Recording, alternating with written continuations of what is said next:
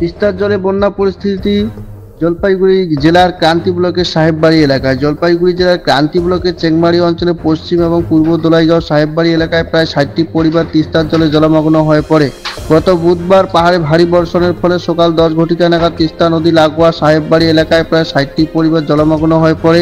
তড়িঘড়ি ব্লক প্রশাসন গতকাল বন্যা প্রবঞ্চিত এলাকা পরিদর্শন করেন। ক্রান্তি বিডিও রিমিল সরেন, ক্রান্তি ওসি বুদ্ধদেব ঘোষ সহ এলাকার পঞ্চায়েত সহপ্রধান। আর সেই বন্যার কথা শুনে স্বদেশ নির্মাণ ইনিশিয়েটিভ ট্রাস্ট এর পক্ষ থেকে বৃহস্পতিবার সেই সমস্ত জায়গায় পরিবারদের পাশে জলের বোতল, শুকনো খাবার, বিস্কিট সহ বাচ্চাদের চকলেট ইত্যাদি দিয়ে পাশে দাঁড়ান ক্রান্তি ব্লকের মানবতা ভাইরাল ফেরিওয়ালা নূর নবীউল ইসলাম। এদিনের এই খাদ্য সামগ্রী বিতরণ অনুষ্ঠানে উপস্থিত থাকেন এলাকার পঞ্চায়েত বাবুরাও হাসদা, এলাকার বিশিষ্ট সমাজসেবী শাকিল হোসেন, তামিম ইকবাল, মুস্তাকিব, শাহিরুল হক, এমডি লতিফুল, এলাকার বেশ কয়েকজন গুণীমান্য ব্যক্তিবর্গগণ। এই এলাকার পঞ্চায়েত বাবুরাও হাসদা উদ্যোগে সাধুবাদ জানান এবং ধন্যবাদ জানান। এছাড়াও তিনি বলেন, যদি আরও কোনো সংস্থা এভাবে এগিয়ে আসে তাহলে বন্যায় প্রভাবিত মানুষজন উপকৃত হবেন।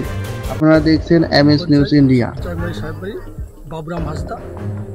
এই জায়গাটার নাম জায়গাটার নাম হচ্ছে পূর্ব দোলাইগাঁও আর পশ্চিম দোলাইগাঁও।